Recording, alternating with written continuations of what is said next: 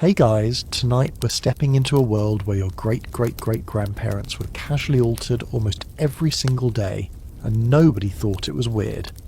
Picture this. It's the year 1250, somewhere in the English countryside. You wake up in a cold stone cottage. Your teeth ache, your joints scream. Someone's coughing blood in the next room, probably consumption, probably going to get worse. And what do? You shuffle down to the market, hand over a few coins, and the apothecary hands you a small vial of murky liquid that tastes like burnt flowers mixed with old leather. You drink it. Within an hour, the pain doesn't go away, but you genuinely don't care anymore. The world softens. Colours seem slightly more interesting. Your neighbour walks by, and you find his hat absolutely hilarious for reasons you can't quite explain. Welcome to medieval pharmacology, where being high wasn't a moral failing. It was just called taking your medicine. You probably won't survive learning how casually toxic these substances were, how children received them without question, and how an entire civilization built its healthcare system around drugs that would get you arrested the moment you tried them today. So, before you get comfortable, take a moment to like the video and subscribe, but only if you genuinely enjoy what I do here. Drop your location and local time in the comments. I'd love to know where you're settling in from tonight. Now, dim the lights, maybe turn on a fan for that soft background hum, and let's ease into tonight's journey together. Medieval medicine wasn't some backwards catastrophe waiting to be laughed at. It was, in many ways, a coherent system built on the best understanding available at the time, and that system absolutely depended on drugs. Lots of them. You see, when you don't have antibiotics, when you don't have anesthesia in any reliable form, when pain is simply part of existence, you get creative. You get very, very creative. The medieval physician, the herbalist, the cunning woman in the forest, they were all in some sense running the ancient equivalent of a pharmaceutical laboratory, and they knew their stuff. They knew that certain plants made you numb. They knew others made you hallucinate. They knew that some would kill you and some would save you, and often the difference was just the dose. That knowledge came from centuries of trial and error, passed down through generations, written into herbals and medical texts, whispered from master to apprentice.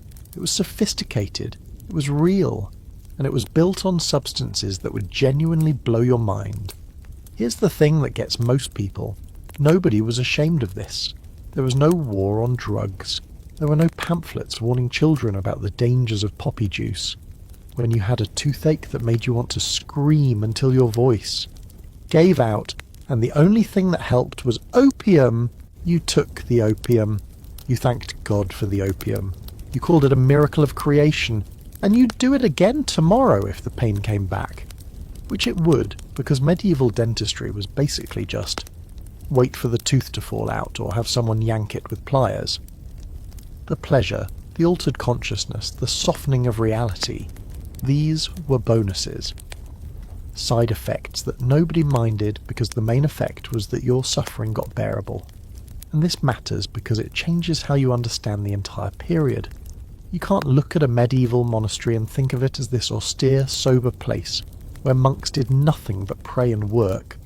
Some of those monks were definitely getting their consciousness altered on a regular basis.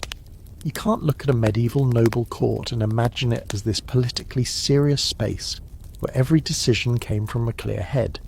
These people were mixing consciousness-altering substances into their wine, their spices, their medicines, their foods.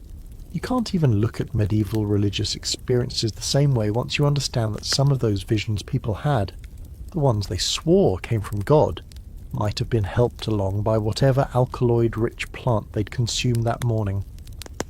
The substance landscape of the medieval period was vast.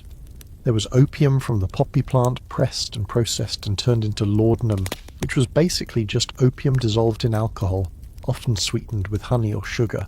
There was cannabis, which medieval physicians understood to be a legitimate medicine despite having absolutely no idea how it actually worked in the brain. There was alcohol, which was everywhere, in everything, all the time, not just for pleasure, but because it was the most reliable way to preserve food and create nutrition in a world without refrigeration. There was mandrake, which was so psychoactive that medieval people built entire mythologies around it, convinced that the root shaped like a human body actually screamed when you pulled it from the ground. There was henbane and datura, which made you hallucinate so intensely that users literally believed they were flying, that they were attending witches' sabbaths, that they had transformed into animals.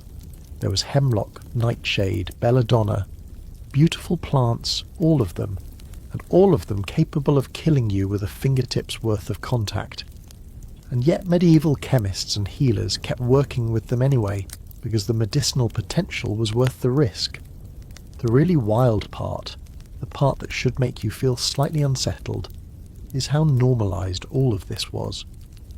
Imagine living in a world where a significant portion of the population was, at any given moment, mildly intoxicated. Not drunk necessarily, not hallucinating usually, but slightly chemically, altered. The pain's a little less sharp, the cold doesn't bite quite so hard. Anxiety about whether the crops will grow or whether you'll survive the winter doesn't feel quite so immediate. That softening, that cushioning of consciousness was constant. It was ambient. It was the normal state of being alive. You might have received opium in your breakfast porridge without even being told. Your mother might have given it to you as a child to keep you quiet while she worked. Your grandmother might have mixed it into a tea to help you sleep. Your doctor, the apothecary, physician, the herbalist, would have offered it as the first solution to almost any problem. Pain, opium, insomnia, opium, diarrhea, opium, anxiety, a mixture of alcohol and herbs, possibly with opium, agitation, poppy juice, restlessness. The same. It's almost funny in a dark way. The medieval solution to almost every problem was some variation of put opium or alcohol into your body and see what happens. And it worked. In its way, it didn't cure anything usually, but it made everything more bearable, and that's where we're starting. Not with judgment, not with the modern assumption that all this was backward and foolish, but with understanding that your medieval ancestor lived in a fundamentally different chemical reality than you do. Their world was one where altered consciousness was medicine, where it was normal, where it was necessary. And before we explore all the specific substances, all the wild plants and all the ways people used them, you need to understand that foundation. Medieval people got high like this not because they were hedonists or addicts by modern standards, though some of them definitely were, but because it was how medicine worked. It was how pain management worked. It was how society functioned. And honestly, it's kind of remarkable that nobody thought to call it a problem until very recently.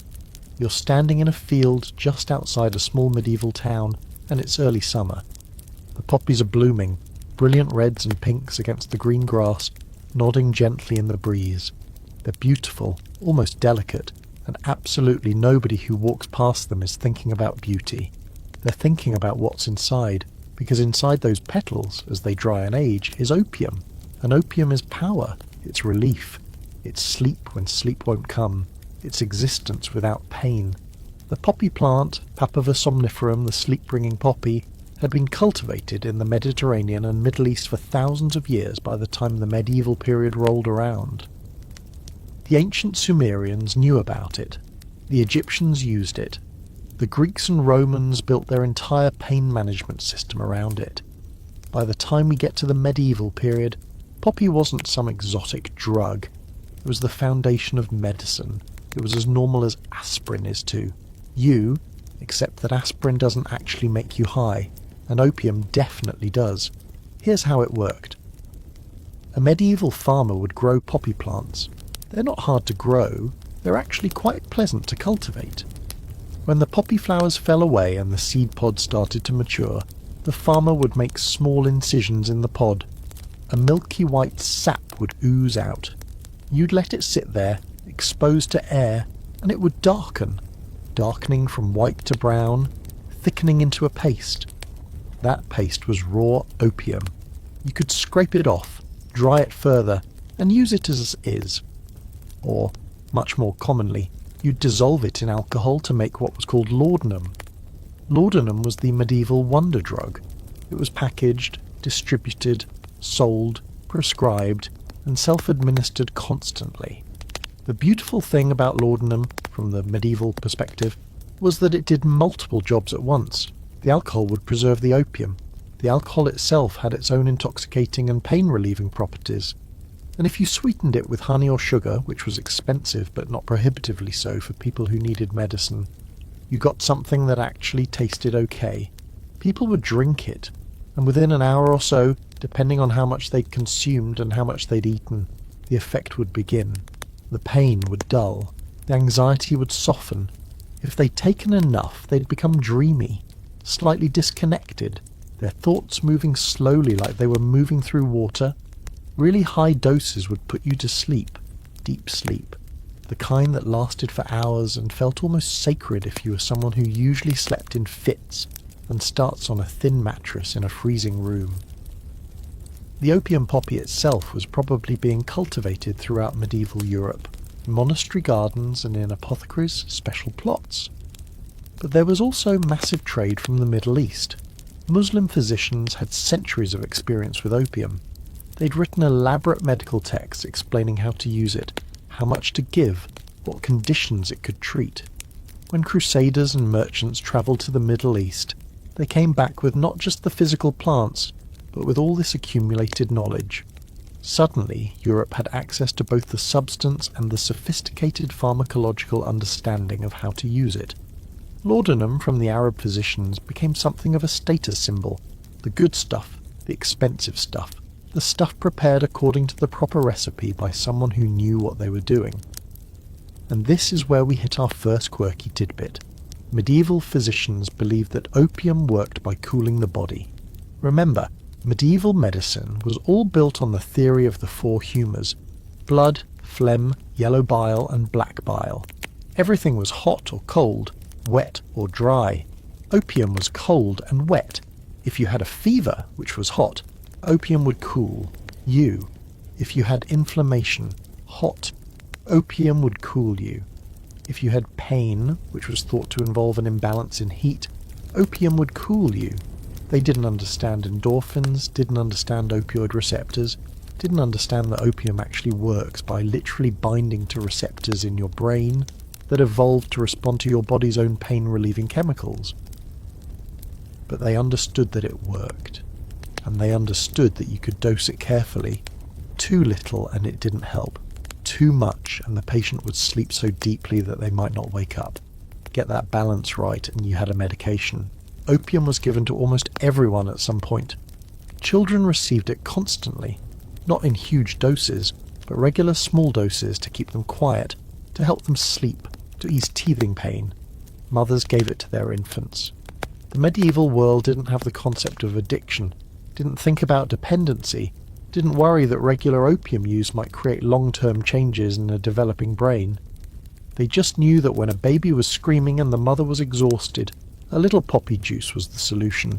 A few drops in the mouth and the baby would calm down, fall asleep, sleep through the night, and everybody benefited. Soldiers received opium before battles. Not before, actually, but during. You'd be wounded, screaming, and someone would give you laudanum to drink. It would reduce the pain enough that you could function, could continue fighting, or could at least not die from shock and suffering, while they dealt with the immediate crisis. Physicians gave opium to patients before surgery, such as it was in the medieval period. If they needed to set a bone or lance a boil or do something that involved deliberately causing pain, they'd give laudanum first. You'd drink it, and within an hour you'd be in a dreamy state where the pain of the procedure didn't seem quite real. You might not even remember it clearly afterward. The nobility were particularly enthusiastic about laudanum, not just for medical purposes, though obviously for those too, but because the wealthy could afford to keep a supply on hand and use it more liberally. A noble might have a servant bring them laudanum in the evening to help them sleep. They might use it to get through anxiety before an important negotiation. They might give it to each other as a gift. Here, I've acquired the finest laudanum from Venice. You must try it.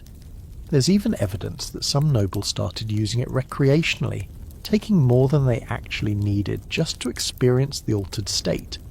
Historians still argue whether the medieval aristocracy constituted anything like a drug-using subculture, but the evidence suggests at least that some of them were definitely using opium for reasons other than straightforward pain relief.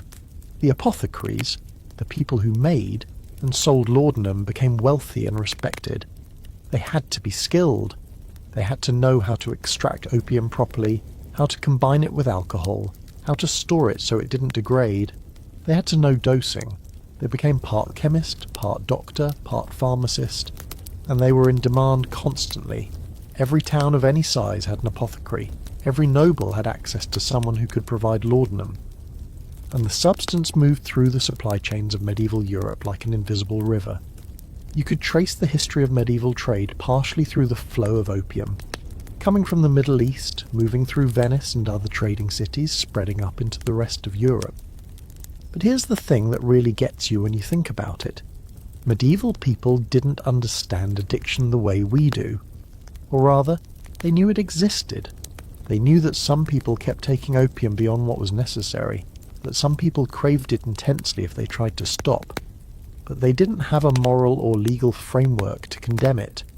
If you were addicted to opium, well, you'd need your opium. That was just how it was. It wasn't a moral failing. It wasn't a legal problem. It was just another aspect of human suffering, something you accepted and managed as best you could. And if you had the money to keep yourself supplied with laudanum, then that was just your life. You existed in a state of mild to moderate opium intoxication, and everything you did was filtered through that lens. The physical experience of opium intoxication, even if people back then wouldn't have called it that, was remarkably similar to what people experience today. You drink the laudanum and wait for it to hit. The come-up would take maybe 30 minutes to an hour. At first, you might feel slightly warm, a gentle flushing in your face. Your pupils would shrink. Your skin might itch slightly. The histamine released from the opium triggering a response that medieval people had no name for, but that they definitely felt. Then the pain would start to recede. The sharpness would fade from whatever was hurting. The dull ache would become diffuse and manageable. Your thoughts would slow down. The world would become less urgent. If you'd taken a moderate dose, you'd be able to function. You'd work, you'd talk, you'd engage with your day, but you'd be doing it through a veil of gentle unreality. You'd be less bothered by things that normally bothered you. You'd find small things more interesting or amusing. Your sense of time would stretch and compress strangely. If you'd taken a larger dose, which was easy to do because dosing was pretty much guesswork, you'd become drowsy. Your eyelids would feel heavy. The world would seem to recede further away. Words would become harder to form. You'd want to sit down, to lie down, to just exist in a warm, pleasant stupor. And if you surrendered to that, you'd fall asleep. That sleep would be deep, genuine, restful in a way that sleep on a lumpy straw mattress in a cold room usually wasn't. You might sleep for hours and hours.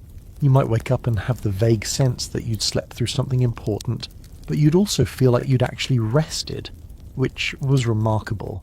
And the thing is, for someone living in the medieval period, this was incredible. This was medicine doing exactly what you wanted. You had pain, it was gone. You had anxiety, it was manageable. You had insomnia, solved. You had the screaming horrors of your life, the constant cold, the hunger, the threats, the filth, the disease. And opium let you step outside of all that for a while. It let you exist in a softer world. Of course people wanted it. Of course they used it constantly. Of course some of them couldn't imagine living without it. You're walking through a monastery in the year 1300, and there's a peculiar smell in the air. It's the smell of fermentation, of yeast, of grain breaking down into something new. Everywhere you look, there are barrels, in the cellar, in the kitchens, stacked along the walls of the storage rooms. Because one of the medieval period's most important and most ubiquitous drugs was something that nobody thought of as a drug at all: alcohol. Alcohol was everywhere. It was in everything. It was not a luxury or a vice, it was infrastructure. It was basic infrastructure, actually, as basic as water systems or roads. Because while water was necessary for hydration, water was also frequently contaminated and would kill you with disease. So you drank alcohol instead. Not drunk alcohol necessarily, weak alcohol, small beer and small ale. These weren't considered intoxicating beverages so much as nutritious drinks. They had maybe 1 to 3% alcohol by volume. You'd wake up and drink a bowl of small ale with your breakfast. You'd have some during the day. If you were working hard, you'd drink it instead of water because it had some calories in it, and the water you had access to might be carrying dysentery or typhoid or cholera. Small ale kept you hydrated and gave you a slight nutritional boost, and happened to have just enough alcohol in it that it killed some of the waterborne pathogens. But the beer and ale you drank in the evening, the ones you drank socially, the ones that were actually celebrated for their intoxicating properties, those were much stronger. A medieval beer might have been 5 to 10% alcohol. Medieval wine varied wildly, but often sat somewhere in the 8 to 15% range, sometimes higher. And people drank a lot of these beverages. A typical medieval peasant might consume a quart or more of ale per day. A medieval noble would drink wine constantly. A soldier would be issued beer or ale as part of his rations, and he'd drink it steadily throughout the day and evening. The effect was that a significant portion of the medieval population was in a state of mild to moderate alcohol intoxication pretty much all the time. Not drunk, but definitely tipsy, definitely altered. Their consciousness was chemically modified from morning to night by the constant consumption of fermented liquids, and this wasn't thought of as pathological. This was just how things were. This was normal. You wouldn't have said someone was intoxicated if they'd been drinking ale all day. You'd just say they'd had a normal day of drinking. Alcohol did several things for medieval people. It hydrated them. Even though it's technically a diuretic in weak forms and with consistent hydration, it worked. It provided calories. Fermented grains broke down into simple sugars, and those were nutrition your body could use. It warmed you, literally. The vasodilation that comes with alcohol consumption would make you feel warm, which was important when you were constantly cold. And crucially, it altered your consciousness. It made unpleasant things less unpleasant. It made pain more bearable. It made the constant low-level terror of medieval existence slightly less immediate. You'd work harder on a day when you were tipsy. You'd endure cold better. You'd sleep more easily.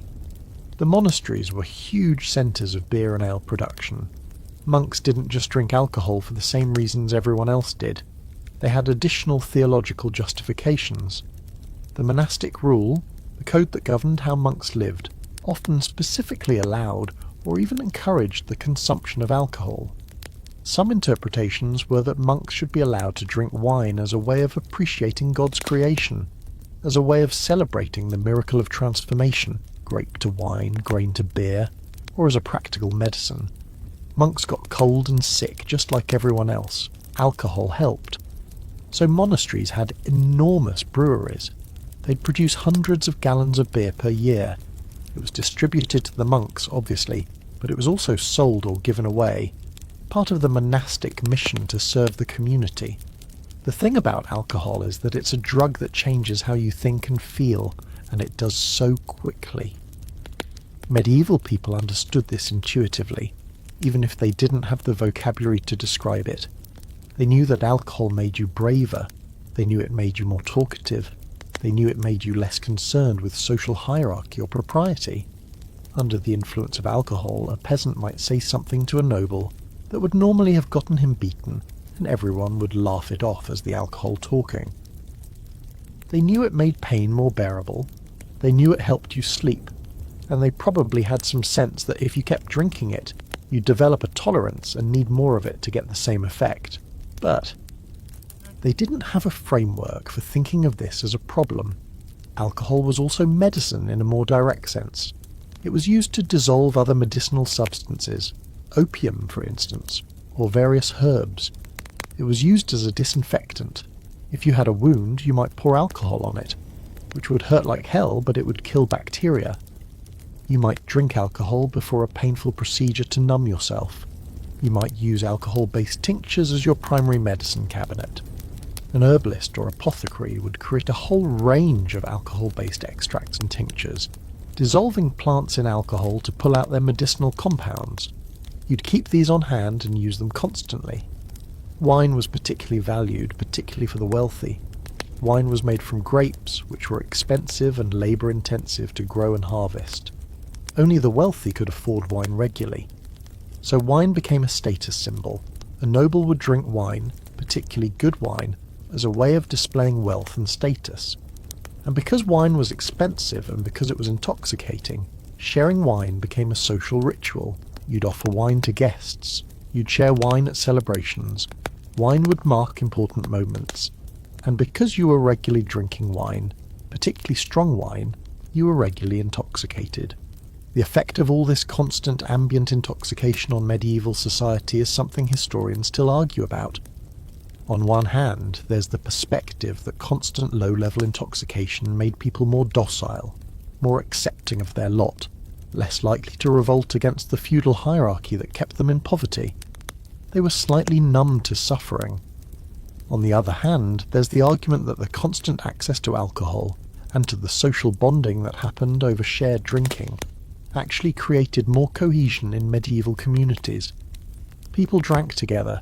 They celebrated together over alcohol. They formed bonds over shared consumption. And in a world without television or movies or organised entertainment, getting drunk together was entertainment. It was how you had fun. Here's a quirky detail that most people don't know. Medieval people weren't actually that great at distinguishing between different types of fermentation. Beer and wine and ale were understood as different things, but the line between them was blurry. You might make something that was kind of between beer and wine.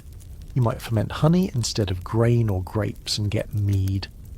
You might ferment fruit juice and get something alcoholic, but not quite wine.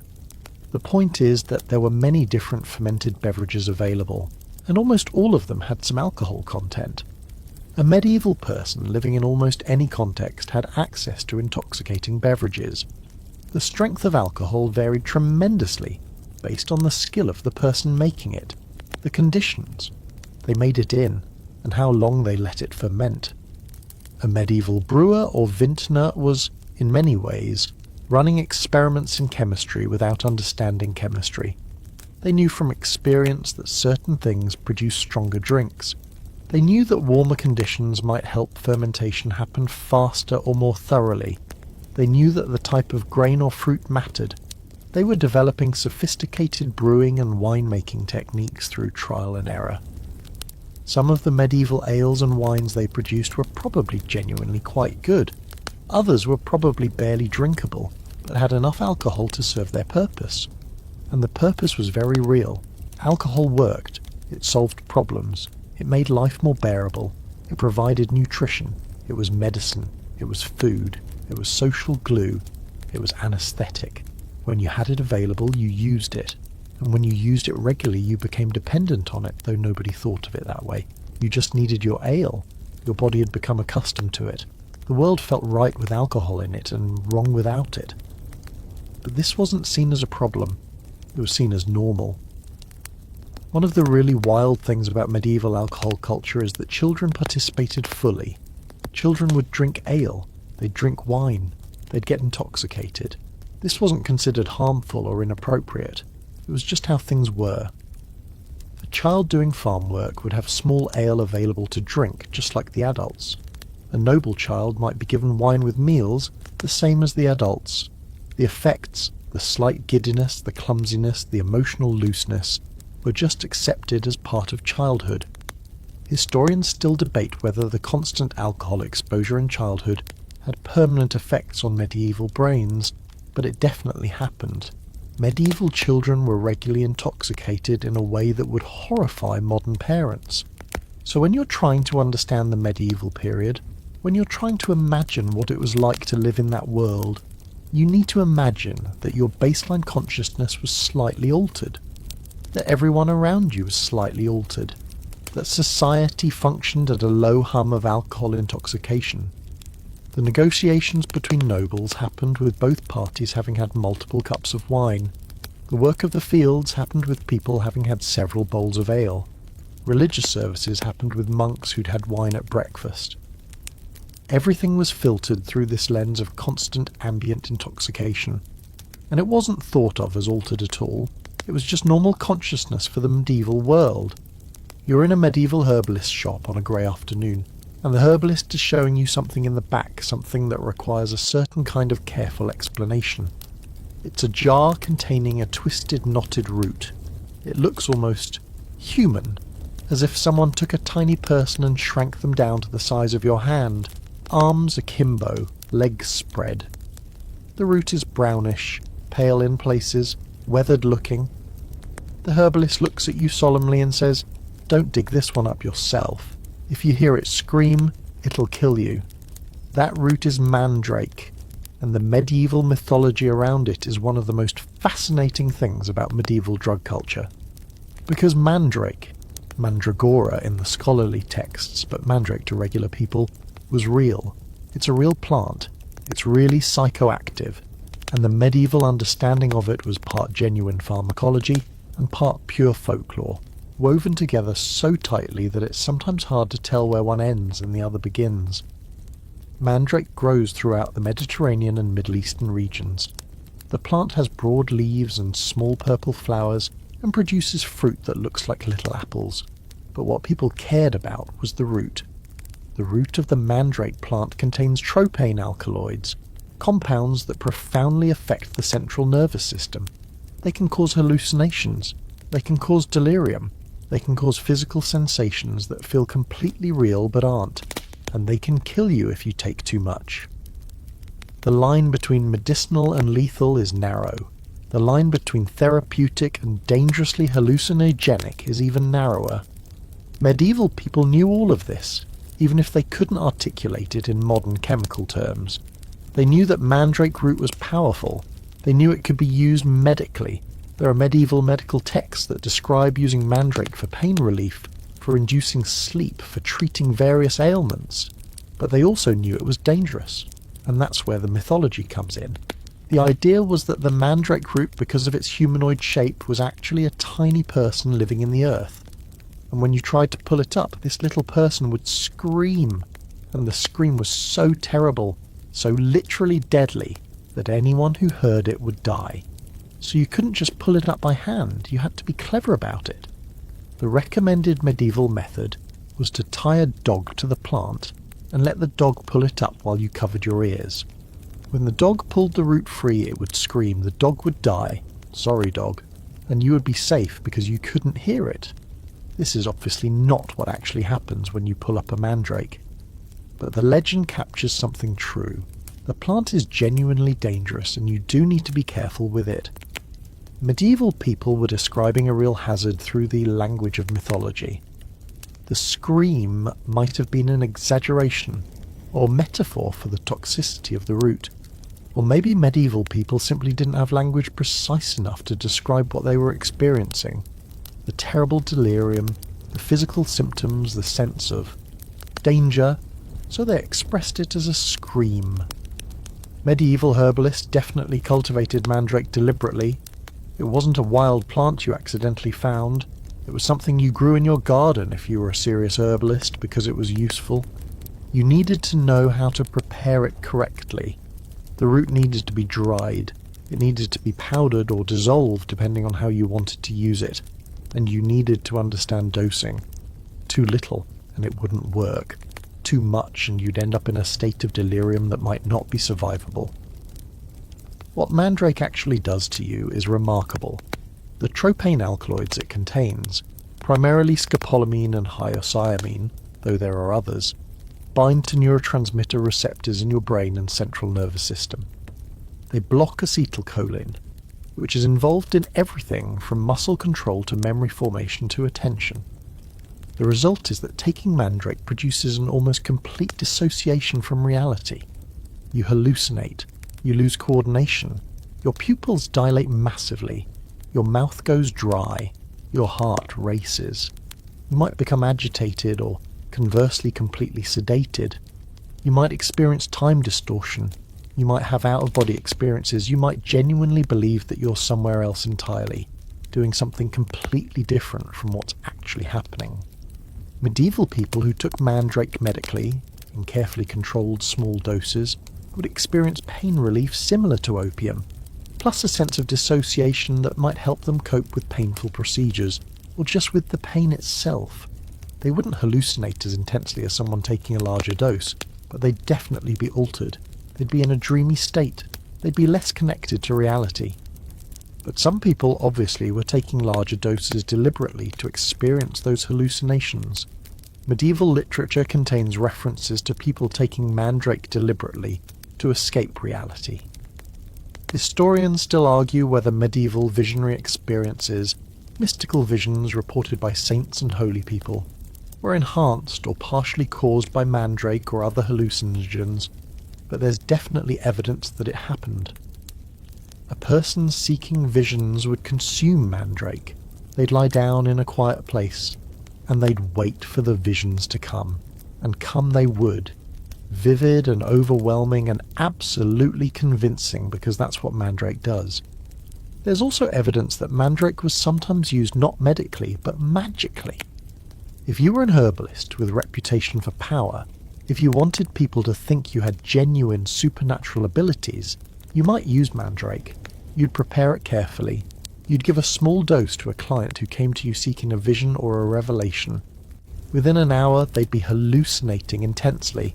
They'd believe they were flying or travelling to the spirit world or communing with the divine. They'd believe they were transformed, that they'd become animals, that they'd done impossible things. When they came back to normal consciousness, they'd report having had a genuine supernatural experience. And you, the herbalist, would have the reputation of being able to produce genuine visions. This was valuable, this was powerful, this was, in a sense, you providing a service. The medieval understanding of mandrake also involved a lot of sympathetic magic. Because the root looked human, medieval people thought it had human properties. They'd dress it up. They'd wrap it in cloth and treat it like a doll. They'd believe that the mandrake doll would somehow transfer its power to them if they possessed it. They'd believe that a mandrake root from a place where someone had been hanged, and where the hanged man had literally marked the ground with semen or blood, would have special properties. None of this made chemical sense, but it made magical sense. And in a world where the line between chemistry and magic was blurry, it made a kind of practical sense too. If you believed the mandrake doll gave you power, and that belief made you more confident, then you did have more power in a sense. The power came from your belief, not from the plant, but the effect was the same. Mandrake shows up in medieval literature constantly.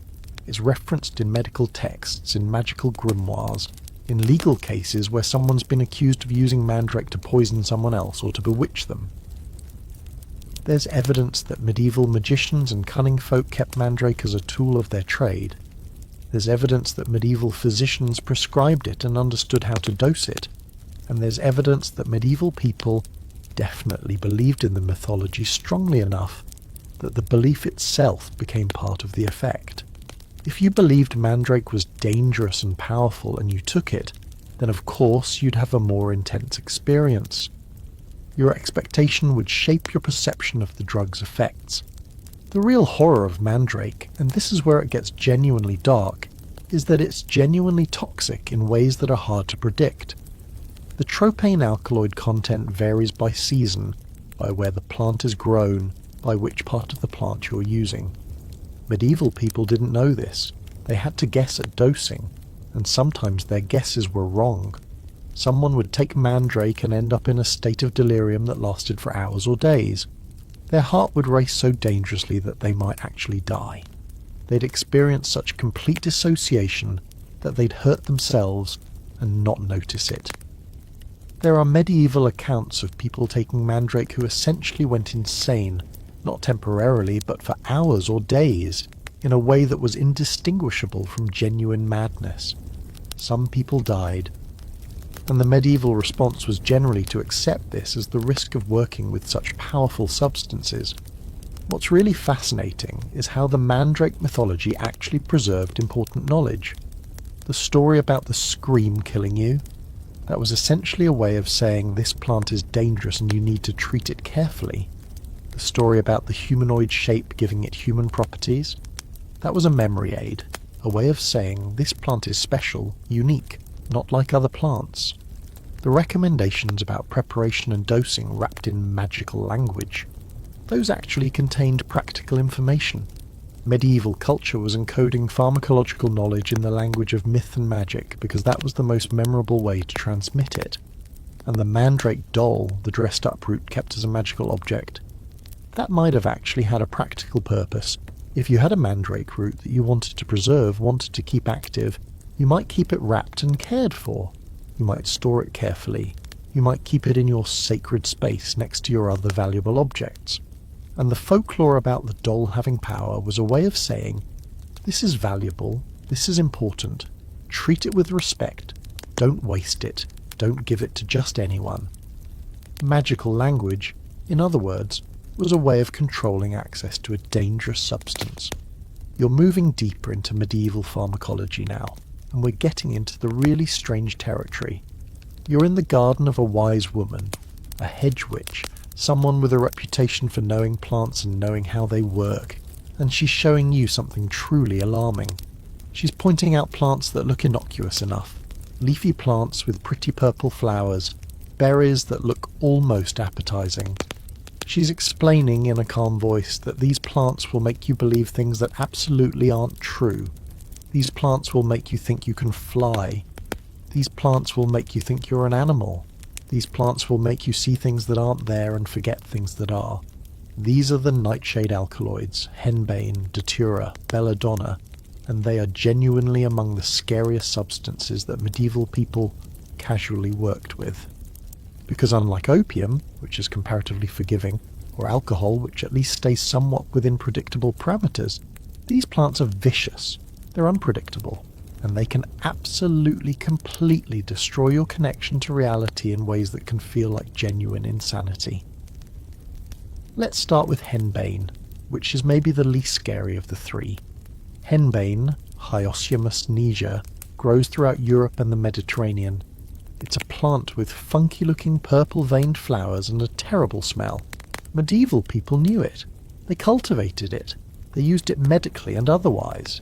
The plant contains scopolamine and hyoscyamine, the same alkaloids that mandrake has, which makes sense because they're related plants from the nightshade family. The effects are similar: hallucinations, dissociation, fear, confusion, physical symptoms like increased heart rate and dry mouth. The way medieval people described henbane is fascinating because it captures something real about the experience. They'd say it made you see things that weren't there. They'd say it made you feel disconnected from your body. They'd say it could make you violent or paranoid. And all of that is true for these tropane alkaloid drugs. The hallucinations are usually visual, seeing things moving in your peripheral vision, seeing patterns that shift and flow, actually seeing full-on hallucinations if you take enough. But they can also be tactile, feeling things crawling on your skin, feeling like you're being touched, or auditory. And the emotional tone is often fear or paranoia. These drugs can make you genuinely frightened, genuinely convinced that something bad is happening, that you're in danger, that you need to escape. Datura is worse. Datura, sometimes called thornapple or Jimson weed, is a plant so toxic that taking it is genuinely a game of Russian roulette.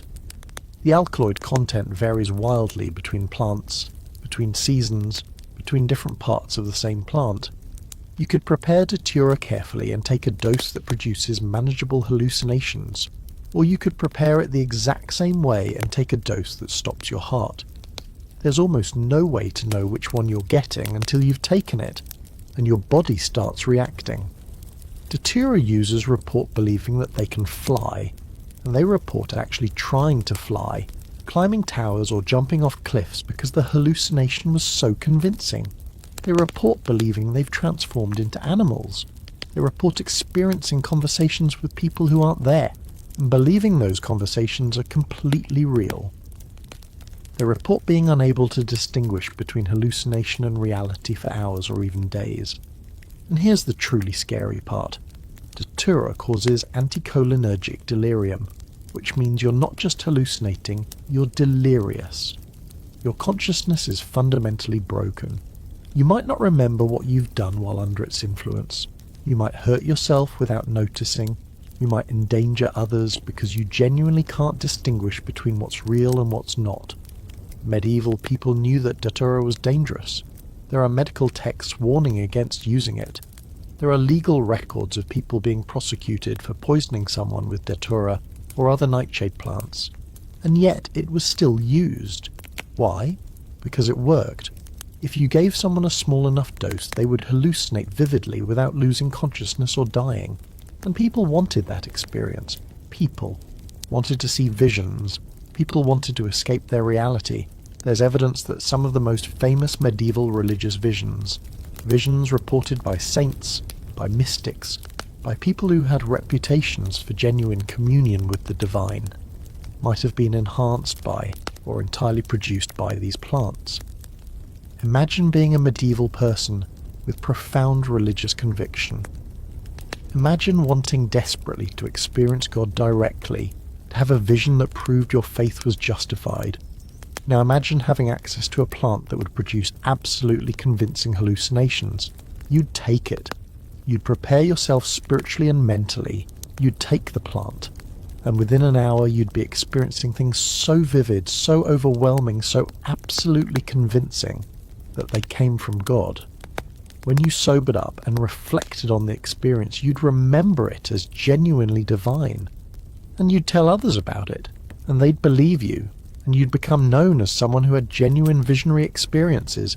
And maybe, just maybe, the plant itself facilitated something real, made you access parts of your consciousness that were genuinely spiritual or profound. Historians still argue whether medieval mystics were using these plants. The evidence is circumstantial, but the botanical evidence is solid. These plants grow in Europe. Medieval people knew about them. Medieval herbalists had them in their collections, and medieval literature contains descriptions of visions that sound a lot like hallucinogenic experiences. Whether the visions were caused by the plants or merely enhanced by them or completely independent of them is something that genuinely can't be determined anymore, but the possibility exists. Belladonna is maybe the most interesting because of how it was used, or rather how medieval people thought it was being used by witches. Belladonna, deadly nightshade, is genuinely toxic.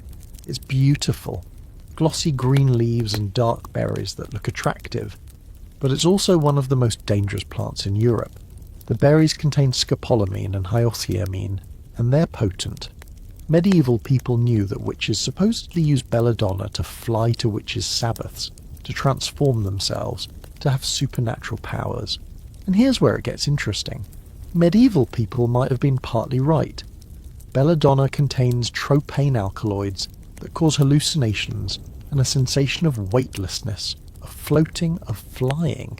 If you took belladonna and hallucinated intensely, if your body felt strange and disconnected, if you had the sensation of floating or moving through the air, you might genuinely believe you were flying. And if you were already primed to believe in witches' sabbaths, cultural stories about witches flying through the air to gather with other witches, then your hallucination might conform to that narrative. Sobered up, you'd remember it as a real sobered up, you'd remember it as a real experience. And if you reported it, especially if you were forced to confess during a witch trial, you'd describe it as witchcraft. You'd describe flying, you'd describe the Sabbath, and people would believe you, would think you were an actual witch, would potentially execute you. The truly dark part of this is that some of those confessions might have been people accurately describing drug experiences that they themselves had interpreted as witchcraft, or that they'd been tortured into framing as witchcraft. Someone ate belladonna, had terrifying hallucinations, and interpreted them as being transported to the witch's sabbath. They reported this. They were arrested. They were tortured.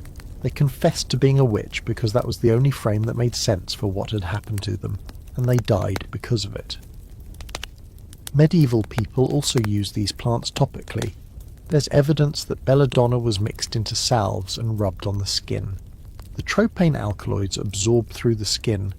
This is called transdermal absorption, and medieval herbalists didn't know the term, but they definitely knew the effect.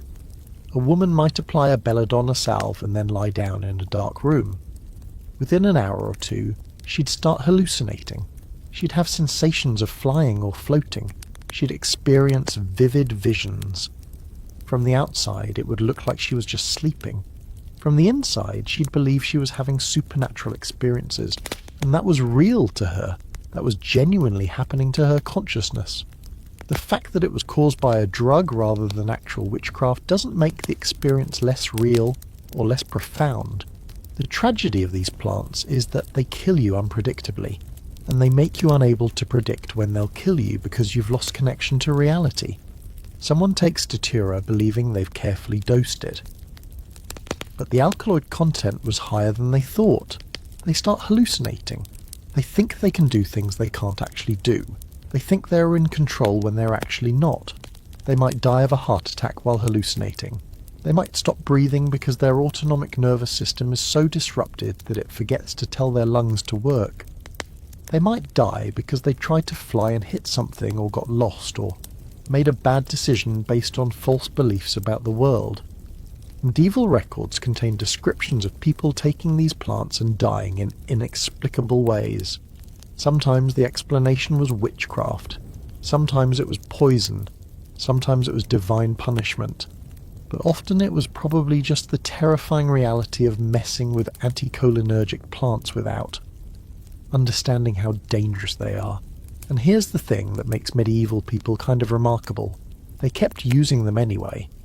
They knew these plants were dangerous. They knew people died. They knew the hallucinations could be terrifying, and they used them anyway. Because the potential benefits, pain relief, visions, the ability to escape reality temporarily, were worth the risk. Medieval medicine was essentially a game where you weighed the known benefit of a substance against the known risk, and you made your best judgment. And with these plants, the judgment was often, yes, despite the danger, it's worth it. You're in a marketplace in a trading city, perhaps Venice or Alexandria or Baghdad, and merchants are dealing. There's fabric being sold, spices, metalwork, exotic goods from all over the known world. And woven throughout this trade network are plants and plant products, seeds and dried leaves and resins. One of the most valuable commodities being traded is something that medieval Europeans didn't have to grow themselves: cannabis. Cannabis, also called hemp, also called hashish, when processed into a concentrated form, was integrated into medieval culture across 3 entire continents. It grew in the Middle East, it grew in Asia, it was cultivated in some parts of Europe, and crucially, it was understood as medicine. Not as a recreational drug, not as a moral problem, but as a legitimate pharmaceutical substance. Muslim physicians had centuries of accumulated knowledge about cannabis. They understood its properties, they prescribed it, they understood dosing. And when Christian Europeans came into contact with Islamic medicine through crusades and trade, they encountered cannabis as a serious medicine, not as something disreputable. Here's the remarkable thing. Cannabis was legal in medieval Europe. It wasn't restricted. There was no war on drugs. People could grow it, process it, buy it, sell it, use it without legal consequence. The plant was valued in multiple ways. Hemp fibre was used to make rope, cloth, paper. And the plant's flower and seeds had psychoactive and medical properties that medieval physicians understood and utilized.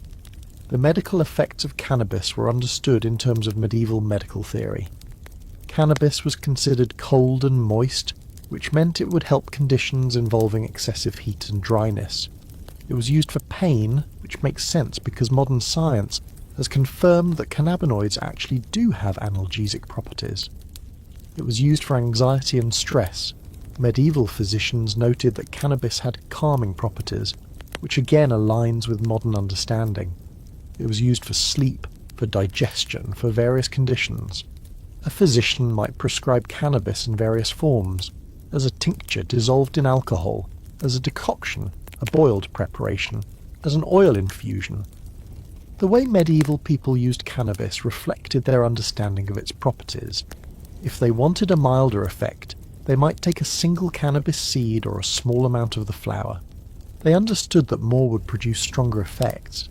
They understood that some people responded to it more intensely than others. They understood that you could build a tolerance if you used it regularly. They understood all of these things through observation and experience, even if they didn't have the molecular biology to explain why. There's a quirky detail that most people don't know. Some medieval herbalists and physicians used cannabis specifically because it was psychoactive, not in a recreational sense necessarily, but because the altered consciousness could be therapeutic. A patient with anxiety would be given cannabis to induce a state of calm and mild euphoria. A person with chronic pain would be given cannabis to shift their mental state so the pain was less psychologically oppressive. Someone with insomnia would be given cannabis to make sleep possible. The drug didn't cure the underlying condition, but it changed how the person experienced the condition. And for someone in medieval times, with limited options for pain management or anxiety relief, that was genuinely helpful. Medieval literature occasionally contains references to cannabis use. There are accounts of physicians using it, of people using it for pleasure, of it being integrated into social settings. It's not front and centre the way opium sometimes is, partly because opium was more famous and more universally valued, but also partly because cannabis is just less intense than some of the other substances we've talked about. It doesn't produce the dramatic hallucinations that mandrake or datura produce. It doesn't have the same obvious pain-relieving properties as opium. It's subtler. It's more of a gentle alteration than a dramatic transformation. But it was definitely there, and medieval people knew what it did. They knew it altered mood, reduced anxiety, made pain more bearable, produced mild euphoria, affected hunger and digestion, affected sleep. All of the things that modern people use cannabis for, medieval people were using it for too. The main difference is that there was no social shame around it, no legal consequence, no moral framework condemning it. It was just medicine. It was something you could use if you needed it. And if you wanted to use it for pleasure, that was probably fine too, though medieval sources don't make a big deal out of it.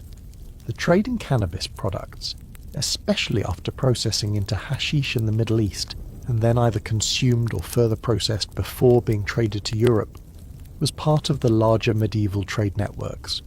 Merchants would bring cannabis products back from the Crusades, from trading expeditions, from their contacts in Muslim-majority regions, and these products would be distributed through the apothecaries and physicians, becoming part of the standard pharmacological arsenal. What's interesting from a global perspective is that cannabis was simultaneously being used in medieval Europe, in the Islamic world, in Asia and in Africa, all with similar understanding of its medical properties and all with legal and social acceptance. This wasn't a plant that was condemned or restricted or seen as morally problematic. It was integrated into medical systems across multiple continents. Medieval people didn't have a concept of recreational drug use that was distinct from medical use the way we do. A substance either helped with something or it didn't. Cannabis helped with various things, so it was valuable. End of story. One of the things that strikes you when you study this period is how pragmatic medieval people were about psychoactive substances. They didn't have a moral panic about them. They didn't think using them was evidence of moral corruption or weakness. They understood that these substances had effects, that those effects could be useful, and that their job was to figure out how to use them safely and effectively.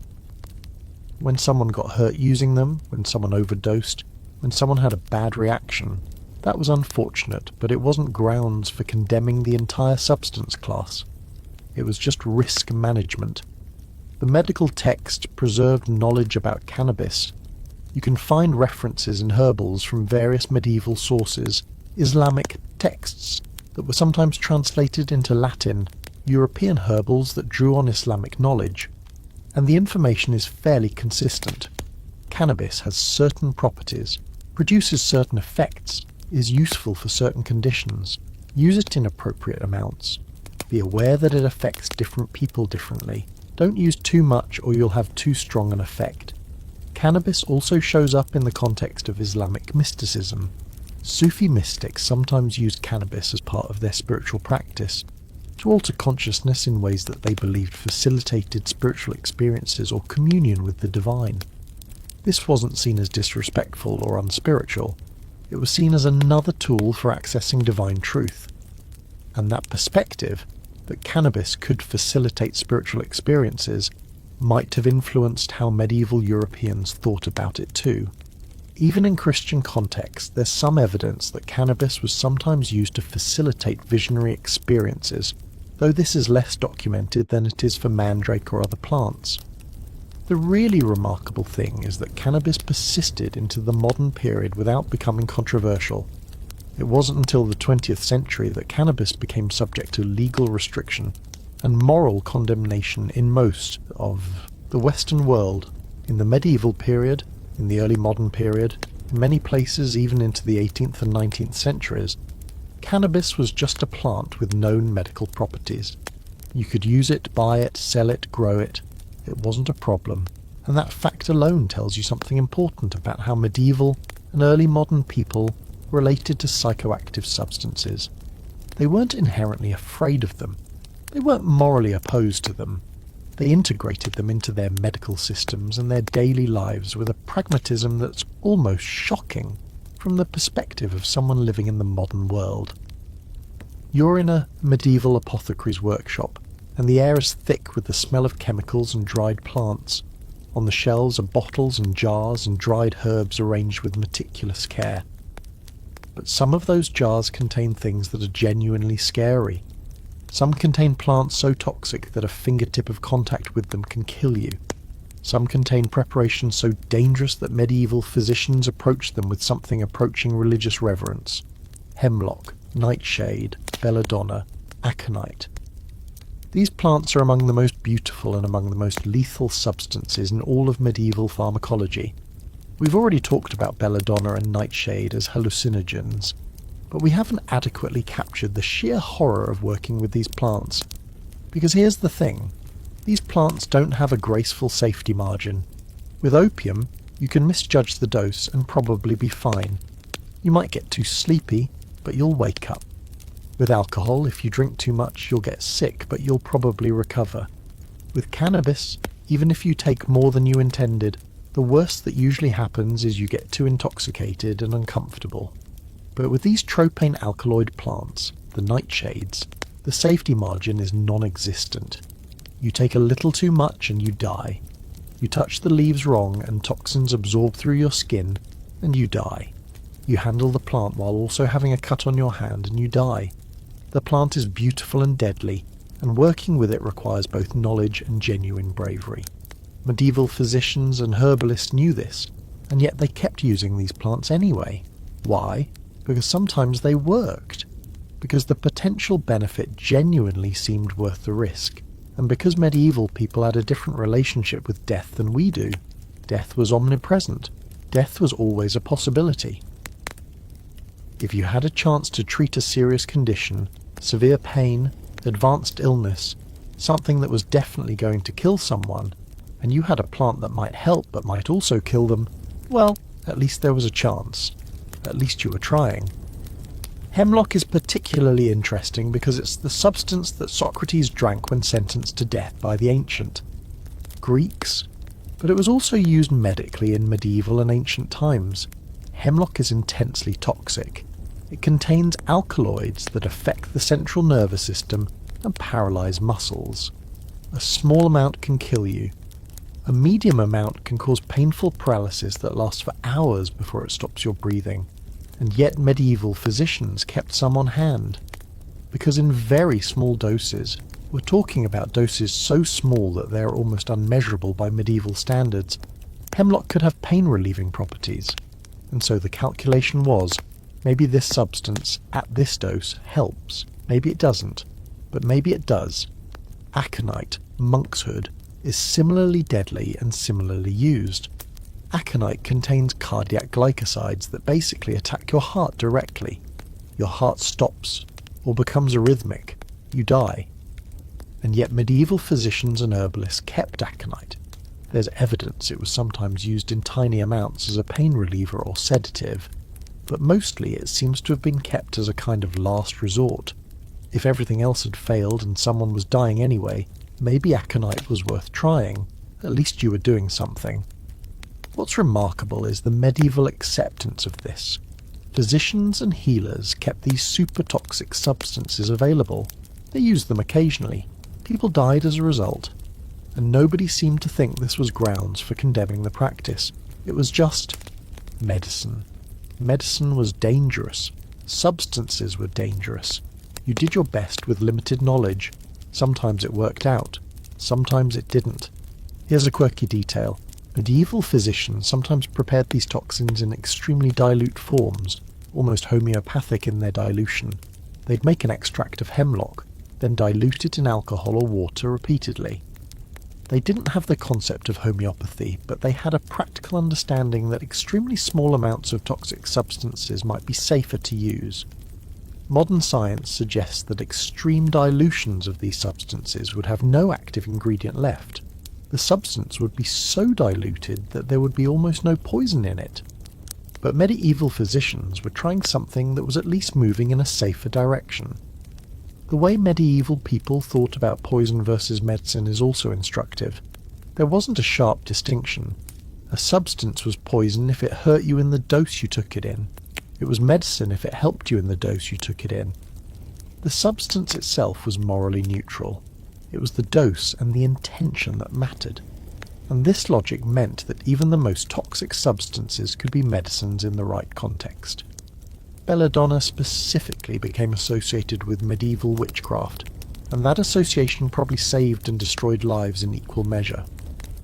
On one hand, the association meant that belladonna was feared, which meant that people were more careful with it and fewer deaths resulted from accidental overdose. On the other hand, the association meant that people confessed to using belladonna as evidence of witchcraft during witch trials, which led to executions of people who were essentially guilty of taking a drug. The fear that surrounded belladonna was legitimate.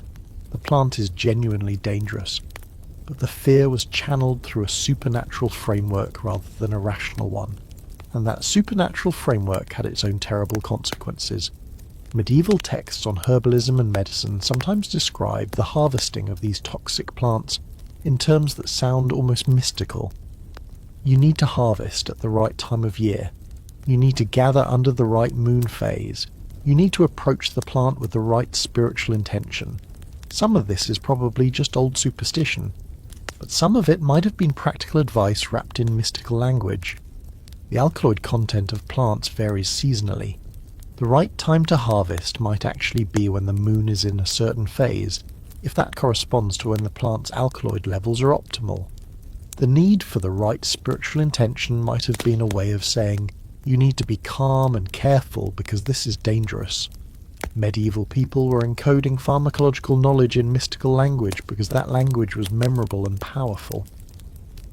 There's also evidence that medieval people used some of these toxic plants topically in ways that were actually safer than taking them orally.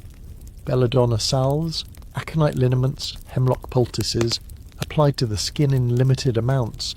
These preparations might have had pain-relieving effects without the risk of systemic toxicity. The tropane alkaloids in belladonna, for instance, would absorb through the skin, but in smaller amounts than if the plant was consumed orally. The user would get the effect, pain relief, sedation, calming, without the same risk of overdose. Historians still argue about how often medieval physicians actually used these super-toxic substances. The evidence suggests it was relatively rare, that hemlock, aconite and some of the other most dangerous plants were kept available but used cautiously.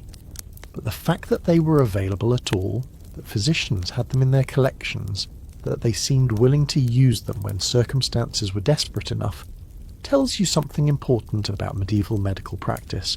It was willing to take risks. It understood that sometimes the risk of doing nothing was worse than the risk of using a dangerous substance. The trade in these toxic plants was also real. Merchants moved aconite and hemlock and other dangerous substances through trade networks. They were valuable because they were rare, because they were powerful, and because they could supposedly do things that other substances couldn't. And access to these substances was partly a marker of status and knowledge. If you were a physician or herbalist who had a reliable source of aconite or hemlock, that was impressive. That meant you had connections. That meant you had access to serious medicine. One of the things that's genuinely wild about this is that medieval people were working with some of the most toxic substances available anywhere in the plant kingdom. They were working with them while having no understanding of the actual mechanism of toxicity, and they were doing it anyway because they believed the potential benefit was worth the risk. That's either remarkably brave or remarkably foolish, and it might depend entirely on whether the treatment actually worked or whether you died trying. You're a peasant sometime in the year 1400, and you're walking through the fields where your grain is growing. The crop looks good this year. The rye is tall, the wheat is developing nicely, but something's wrong. Some of the grain has a dark discoloration on it. The kernels look wrong, deformed, and you don't really think much about it because, well, grain's grain, right? You harvest it, you take it to the mill, it gets ground into flour, your wife makes bread, you eat the bread, and then something very strange happens. Your neighbour starts convulsing. Not like he's having a seizure, more like his limbs are acting without his control. He's jerking, thrashing, his muscles are contracting involuntarily. He's screaming that he can't control his body. Within hours, half the village is experiencing the same thing. People are contorting. People are having uncontrollable muscle spasms. Some of them are dying, and nobody understands why. Some people think it's a curse. Some think it's divine punishment. Some think witchcraft is involved. Actually, what's happened is that your grain was infected with ergot fungus, and the bread made from that grain has poisoned everyone who ate it. Ergot fungus, Claviceps purpurea, grows on grain, particularly on rye. When conditions are right, the fungus colonizes the developing grain kernels and produces ergot alkaloids. These alkaloids are genuinely psychoactive. They're also genuinely toxic, and they caused one of the strangest epidemiological phenomena of the medieval period. Ergotism, also called St. Anthony's fire, also called the dancing plague. Ergot poisoning is complicated because the effects vary depending on the dose and the length of exposure. Low doses produce hallucinations, convulsions, intense vasoconstriction that cuts off blood to your extremities, and other unpleasant symptoms. Prolonged exposure to ergot can cause gangrene of the fingers and toes. Very high doses cause the violent muscle spasms and convulsions that earn it the name dancing plague. People quite literally danced involuntarily because was all of those things just mediated through chemistry rather than supernatural means. The medieval understanding of ergotism was completely mystical. Entire towns would be affected by what appeared to be a curse. Churches would be packed with people seeking divine intervention. Priests would perform exorcisms. People would pray. And sometimes, mysteriously, the outbreak would end. Why? Well, usually because the affected grain ran out and a new harvest of non-contaminated grain became available. But from the medieval perspective, it looked like divine intervention. A saint would get credit for the healing. A shrine would become famous. And medieval people would develop increasingly elaborate explanations involving demons, witchcraft, and divine punishment. There's a really famous example from 1518 in Strasbourg. A woman began to dance uncontrollably in the street. Within a week, 34 people had joined her, dancing and convulsing uncontrollably. Within a month, more than 100 people were affected. They were dancing until they collapsed from exhaustion. Some of them collapsed permanently, into comas, into death. The city brought in physicians. The physicians were completely baffled. Some of them actually suggested that the solution was more dancing, that if the afflicted kept dancing, the curse or whatever it was might somehow exhaust itself. Medieval medicine at its finest. The reality was probably ergot contamination in the bread supply. But the medieval mind interpreted it through a supernatural lens. This was divine punishment, or witchcraft, or demonic possession, and the cure was theological, prayer, pilgrimage, the intervention of saints. Here's the truly remarkable part. Ergot fungus contains ergotamine and other alkaloids that are the chemical precursors to LSD. Medieval people were experiencing LSD-like trips, visual distortions, hallucinations, extreme states of consciousness, without having any idea what was causing them. They interpreted these profound mental alterations through a religious or magical lens. They experienced them as supernatural, and their interpretation became part of medieval culture and folklore. There's a scholarly debate about whether ergotism might have actually shaped medieval religious experiences, whether some of the famous visionary experiences reported by medieval saints might have been enhanced by ergot contamination, whether some of the most famous medieval outbreaks of religious fervour or mystical experience might have actually been ergot poisoning. And the evidence is circumstantial but suggestive. Ergot thrives in certain climates and in certain seasons. Medieval Europe experienced periodic grain contamination. Medieval people experienced periodic outbreaks of unexplained collective psychosis. The two sometimes line up. Did ergot cause the mystical experiences? Definitely sometimes. Could it have shaped religious history? Almost certainly. What's wild is that medieval people slowly became aware that this had something to do with the grain itself. Not that they understood the fungus or the chemistry, but they noticed that certain years the disease was worse, and those were years when the grain looked discoloured or deformed. Some regions got good at identifying affected grain and separating it out. Some grain traders deliberately mixed contaminated and uncontaminated grain to stretch their supply, which had the side effect of poisoning whoever ate it. And some regions experienced recurring ergotism outbreaks because they had particular grain storage and handling practices that encouraged fungal growth. The medications that medieval physicians prescribed for ergotism were probably useless or harmful. They didn't understand the cause, so they couldn't address the actual problem. But some of the things they recommended, like getting the affected person to rest, to stop the compulsive dancing, to lie down, might have inadvertently helped. The real cure was discontinuing consumption of the contaminated grain. And once that happened naturally through the new harvest, the outbreak would end. Medieval people attributed the healing to divine intervention, or to the efficacy of prayers, or to the power of saints. The shrine would become famous. Pilgrims would travel to the shrine. They'd leave money and offerings, and the shrine would prosper. In some cases, this led to the perpetuation of the cult of saints, who supposedly cured ergotism. And people would make pilgrimages to these shrines even after the ergot outbreaks had ended, maintaining faith in the saints' power even after the actual chemical cause of the disease had presumably been eliminated. There's also evidence that medieval people sometimes deliberately encouraged ergot growth in order to harvest the ergot-contaminated grain and use it for its psychoactive properties. This is speculative, but there are references in some medieval sources to people seeking out grain with specific kinds of contamination, and the possibility exists that they were doing this to access ergot's psychoactive alkaloids. If true, this would mean medieval people were deliberately poisoning themselves with ergot to get high, which is almost unimaginably dark but not actually inconsistent with what we know about medieval attitudes towards psychoactive substances. The legacy of ergotism in medieval Europe is weird and complicated.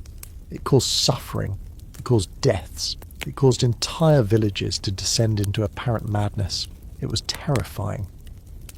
And yet it also shaped medieval culture and religious experience, some of the most. Famous religious visions and divine interventions in medieval history might have been ergot poisoning. Some of the most important shrines might be there because of ergot. Some of the medieval understanding of the divine might have been influenced by the involuntary mystical experiences produced by ergot contamination. The truly remarkable thing is that medieval people had no way to understand what was happening. They were being exposed to extremely powerful psychoactive chemicals, and they were interpreting the experience through the only framework they had: theology and superstition. And that framework, while scientifically wrong, was internally coherent and allowed them to make some sense of experiences that would otherwise be completely inexplicable. You're in a monastery in the late afternoon, and the monks are gathering for vespers. The air is thick with smoke, not from cooking fires, though that's happening in the kitchens. This smoke is aromatic. It's coming from the incense being burned during the service. The monks are chanting, their voices rising and falling in complex harmonies, and the incense is curling through the stone arches of the church. The smoke is frankincense, perhaps mixed with myrrh or other resins. It smells holy, it smells sacred, and it's also, quite definitely, putting the monks into an altered state of consciousness. Incense is one of the most interesting substances in medieval culture because it operates in a space between the sacred and the chemical. Medieval monks and priests used incense constantly. They burned it during services. They burned it in their private spaces. They burned it to mark sacred moments. And they did this partly because incense smelled good, partly for symbolic and religious reasons, but also, though this probably wasn't conscious, because the compounds in burning incense have psychoactive effects. The most common incense materials used in medieval Europe were frankincense, from the boswellia tree, myrrh, from the commiphora tree, and various other aromatic resins imported from the Middle East and Africa. When you burn these resins, they release volatile compounds into the air. People inhale these compounds. Some of them have pharmacological effects. Frankincense contains boswellic acids and other compounds. Some of these might have mild psychoactive properties, though the research on this is limited. But what frankincense definitely does is create a thick aromatic smoke that has a physical presence. You're inhaling smoke all throughout a long church service. You're breathing in compounds that have at least some chemical activity. Combined with the chanting, the candlelight, the architectural grandeur of the church, the spiritual expectation, the fasting that many monks engaged in, you're creating a context where psychoactive effects, even if they're mild, would be amplified. By psychological factors, there's a famous account from medieval sources of monks becoming intoxicated or euphoric from incense use. Not completely incapacitated, but definitely altered. They'd be chanting and praying and the incense would be thick, and they'd find themselves in a state of profound calm, of spiritual openness, of feeling like they were genuinely communing with the divine. Historians still argue whether this was the actual chemical effect of the incense or whether it was psychological. The expectation of spiritual experience combined with fasting, sensory deprivation, repetitive chanting, and the authority of religious ritual. But the bottom line is that medieval monks were probably getting mildly intoxicated regularly as part of their religious practice, and they weren't doing it deliberately, or at least not consciously.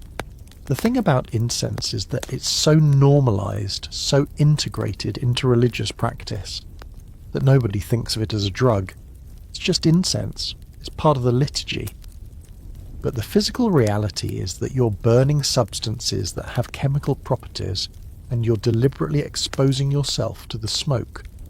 From a certain perspective, burning incense and inhaling the smoke is basically inhalation of a substance with pharmacological effects. Not as powerful as smoking opium or cannabis, but still active. One of the stranger uses of incense in medieval times was as a delivery mechanism for other drugs. If you wanted someone to inhale a substance without them quite realizing it, you could put it into incense and burn it. Crush mandrake added to incense would create smoke that was slightly hallucinogenic. Cannabis added to incense would create smoke that had psychoactive properties. Various resins with their own active compounds would combine, and the whole thing would be framed as sacred, as part of religious practice. There's evidence that some medieval churches used special incenses that had stronger psychoactive properties than the standard frankincense and myrrh. There are references in some historical sources to incenses that produced visions, that made people euphoric, that induced spiritual experiences. Were these deliberately formulated? Were people intentionally creating modified incenses with stronger psychoactive effects? The evidence is circumstantial, but it's suggestive. If you were a medieval church leader and you wanted people to have profound spiritual experiences, one way to do that would be to use incense that had stronger psychoactive effects. The trade in incense materials was also a significant part of medieval commerce. Frankincense and myrrh came from the Arabian Peninsula and Africa. They were expensive. They were luxuries. Having the means to burn good incense regularly was a marker of wealth and status. A wealthy monastery could burn expensive frankincense constantly. A poor parish church might burn cheaper substances or use less. And because incense was expensive, It was saved for important occasions. High religious holidays, feast days, major liturgical moments. Those were the times when the best incense would be burned. And those were the times when monks and priests would be most thoroughly exposed to whatever psychoactive effects the incense had. The effect of inhaling incense smoke is cumulative and subtle. You don't notice it happening in the moment. You're not suddenly struck by obvious intoxication. But over the course of a long service, with continuous exposure to aromatic smoke, with other factors creating a heightened spiritual and psychological state, you definitely feel something. The smoke gets into your lungs, the compounds get into your bloodstream, your consciousness is slightly altered, your emotional state is affected, you feel more peaceful, more open, more capable of having spiritual experiences, and this is exactly the state you'd want to be in if you were trying to have a profound religious experience, if you wanted to feel the presence of God, if you wanted to have a vision or a mystical experience, if you wanted to open yourself spiritually. The slightly altered consciousness produced by incense smoke would facilitate that, would make you more suggestible, would make you more likely to interpret ambiguous sensations or thoughts as divine communication. One of the genuinely interesting questions is whether medieval religious experiences were enhanced by incense use, whether the visions reported by monks and nuns and saints might have been partly mediated by the constant use of aromatic incense, whether the profound sense of divine presence felt during church services might have been partly chemically induced, and there's no way to know for certain, but the possibility is real. What's also real is that medieval people had access to a range of aromatic substances beyond just frankincense and myrrh. They had access to various resins, to spices like clove and nutmeg that have their own aromatic and slightly psychoactive compounds, to herbs that could be burned. And some of these were mixed into incense deliberately. Some were probably discovered accidentally. An incense maker would add something for the smell and discover that it changed the effect. Some were probably deliberately formulated by people who understood that they wanted to enhance the psychoactive properties. The combination of incense with other drugs is also worth considering. If a monk was taking a small amount of laudanum and then sitting in a room full of frankincense smoke while chanting psalms, the combined effects would be significant. The opium would reduce pain and anxiety. The incense would be providing additional psychoactive compounds. The expectation of spiritual experience would be shaping perception. The result would be a profound alteration of consciousness that would definitely feel spiritual or divine. And this is the thing that's remarkable about medieval drug culture when you really examine it. It's not compartmentalized. It's not separate from religious life. It's integrated into every aspect of existence. You're getting drugs from incense and church. You're getting drugs from wine with meals. You're getting drugs from medicines prescribed for ailments. You're getting drugs from recreational use of cannabis or small beer. And all of these are combining, creating a background of constant, multi-source chemical alteration. You're now drifting into some of the deepest and strangest parts of medieval pharmacology. You're in the study of a medieval physician, and on his shelf is a jar containing something legendary. Inside is a thick, dark, expensive substance that is called by many names: theriac, treacle, theriaca. And what you're looking at is possibly the most complicated medicine ever created by human beings. A concoction that might contain anywhere from 30 to 100 different ingredients mixed, according to elaborate recipes passed down through generations. What you're looking at is medieval pharmaceutical ambition taken to its absolute extreme. Theriac isn't one thing. Different regions made it differently. Different physicians created their own versions. But the basic idea was always the same. Combine everything that works to create the ultimate medicine that cures everything. Or at least everything serious. You'd put in opium, obviously. You'd put in various herbs with known medicinal properties. You'd put in spices imported from Asia. You'd put in minerals. And here's where it gets weird. You'd put in venom. Specifically, viper venom. The idea was that to create an antidote to poison, you needed to include the poison itself in small amounts. Theriac is the medieval equivalent of snake oil, except it was actually official medicine. It was prescribed by physicians, it was made in pharmacies, it was sold at high prices, and it was genuinely believed to work, which, given that it included opium, probably meant it did do something. You'd take Theriac and you'd feel better because you'd been given opium, and because your expectation that you'd feel better was high. But Theriac is also genuinely interesting as a pharmaceutical achievement. Creating Theriac was complex. You had to source ingredients from all over the known world. You had to follow elaborate recipes that specified exact proportions and preparation methods. You had to age the final product, sometimes for years, believing that it would improve with time, develop its full potency. And here's the really interesting thing. By following these elaborate recipes correctly, medieval apothecaries were actually performing chemistry. They were extracting compounds from plants. They were preserving them in various media. They were creating stable combinations of different substances. They were doing practical pharmaceutical work. The ingredients in different versions of Theriac vary, but common ones included opium, lots of it, saffron, myrrh, cinnamon, castor oil, frankincense, rose petals, ginger, nutmeg, various herbs, minerals including gold and silver, though in doses so small they'd have no pharmacological effect, viper venom and many other things. Some versions included parts of animals, bits of scorpion for instance. Some included ingredients that had no obvious medicinal value but were included because the recipe said so, because tradition said so, because maybe they helped, and nobody wanted to stop including them. The thing about Theriac is that it was legitimately documented. We have detailed recipes for Theriac from medieval and ancient sources. We know how it was made. And one of the remarkable things is that the recipes are internally coherent. They specify proportions that make sense in the context of the theory of the four humours. They include ingredients whose properties, according to medieval understanding, would balance each other. It's medieval pharmaceutical science in its most elaborate form. But what did Theriac actually do? Well, if it contained as much opium as some sources suggest, then it definitely did something. It would produce pain relief, mild euphoria, sedation depending on the dose. The other ingredients might have had minor effects.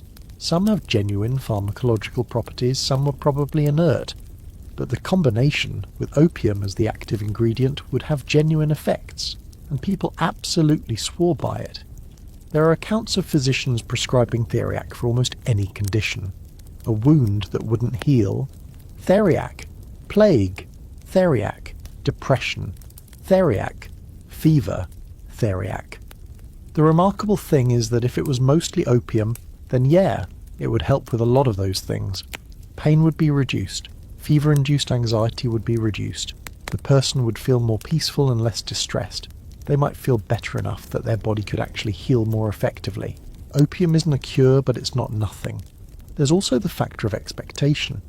If you believed that Theriac was a genuine medicine, a real cure, a substance that had been used successfully for centuries, and if you had access to it, which meant you had money and status, then taking it would create an expectation of improvement. You'd take the Theriac and you'd feel better, at least partly because you expected to feel better, and that's not nothing. The placebo effect is real and powerful. Theriac also shows up in some really interesting ways in medieval culture. It becomes almost legendary. You get stories about Theriac being effective against impossible things. You get claims that Theriac can save you from any poison, that it's a cure-all, that it's the ultimate medicine. And these claims are being made about a substance that might be 10 to 30% opium mixed with herbs and other substances. But because it contains opium, because opium genuinely does reduce pain and produce euphoria, because the ingredient list sounds impressive and is in fact genuinely complicated, people believed the claims. Theriac was also extremely expensive. It required ingredients from all over the world. It required time to prepare and age. It required the skill of an experienced apothecary. So Theriac was a luxury medicine, available to the wealthy. This meant that Theriac had the additional status marker of being expensive and hard to obtain. You could only take theriac if you had money. This made it even more valuable. If the rich were using theriac, then it must be real medicine. Some of the most famous recipes for theriac come down to us from Islamic physicians who had been making it for centuries.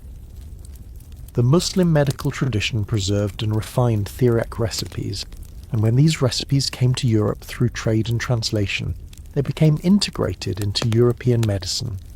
Medieval European physicians would create their own versions of theriac, following the general principles but adapting them to available ingredients and local traditions. There's also a weird side business that grew around theriac. Because theriac was expensive and in demand, there were people making fake theriac, creating cheap imitations that looked like theriac but lacked the genuine ingredients or lacked them in the right proportions. This black market theriac was probably less effective because it had less opium, but people couldn't necessarily tell the difference. This created a situation where the fake theriac was actively worse than nothing, because people might delay treating a serious condition while waiting for the theriac to work. One of the quirky details about theriac is that the more elaborate and expensive versions actually contained gold and silver. These metals would be ground into powder and mixed into the preparation. From a modern perspective, this has no medicinal value. The metals would pass through your digestive system essentially unchanged. But from a medieval perspective, gold and silver were precious. They were associated with value and power, and including them in a medicine made sense. It made the medicine more powerful through sympathetic magic. The value of the gold transferred to the medicine. It also made the medicine more expensive, which meant it was accessible only to the truly wealthy, which made them happy because it meant their medicine was special. Theriac represents peak medieval pharmaceutical confidence. The belief that you could combine enough ingredients, create the right recipe, use the right ingredients, and achieve something genuinely powerful, something that would heal. The reality was probably less impressive than the mythology. But the fact that medieval physicians were willing to create such complicated formulations, to spend the effort to source rare ingredients, to follow elaborate recipes, that shows you something important about medieval medicine. It was willing to be ambitious. It was willing to experiment. It was willing to create complicated solutions to complicated problems. You're standing now at a crossroads in medieval history. It's the time of the Crusades. Christian European armies are moving east toward the Holy Land, ostensibly on religious pilgrimage, actually for conquest and plunder. They're bringing swords and ambition, and they're coming back with something perhaps more valuable than all their military victories: knowledge.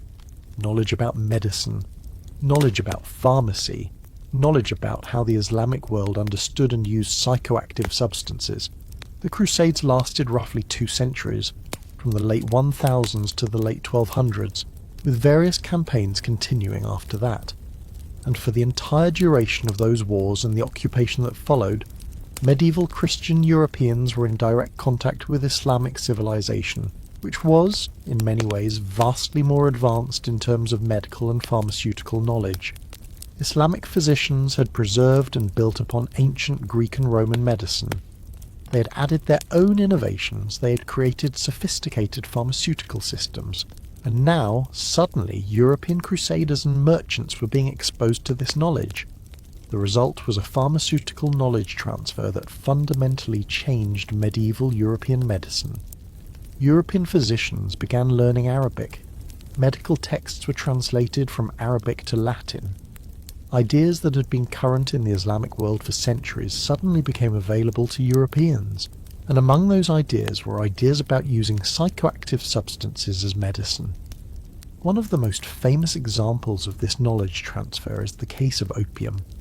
Opium had been known in Europe before the Crusades, but the Islamic understanding of opium, how to prepare it, how to dose it, what conditions it could treat, was more sophisticated. Crusaders and merchants came back with this knowledge. They came back with laudanum recipes that had been refined through centuries of Islamic medical practice. They came back with the understanding that opium could be combined with other substances to create powerful medicines. But it wasn't just opium. It was a whole range of substances and techniques. It was the understanding of how to extract active compounds from plants using various solvents. It was the understanding of how to preserve those compounds. It was the understanding of dosing and combination therapy. Medieval European medicine, after the Crusades, incorporated this accumulated Islamic knowledge, and the result was that European physicians had access to more powerful, more effective medicines.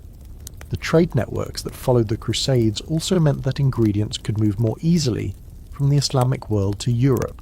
Spices that were used medicinally, resins like frankincense and myrrh, herbs, processed drugs like hashish. All of these could be obtained through merchants who worked the Crusade routes, and as demand increased, supply increased. More traders began specializing in bringing pharmaceutical ingredients from the Middle East to Europe. It's important to understand that this wasn't seen as contamination or corruption. It wasn't seen as Europe adopting dangerous foreign ideas. It was seen as progress. European physicians had access to better medicine because they now understood Islamic pharmaceutical techniques. And the drugs that came along with that knowledge, the opiates, the cannabis, the various other psychoactive and psychomedicinal substances, were integrated into European medical practice not as foreign or dangerous, but as genuinely valuable. The apothecaries who rose to prominence in medieval European cities during this period, the ones who became wealthy and influential, were often the ones who had the best access to Islamic pharmaceutical knowledge and Islamic ingredients. They had connections with merchants, they had translated texts, they had learned the recipes, and they could produce effective medicines that worked better than what had been available before.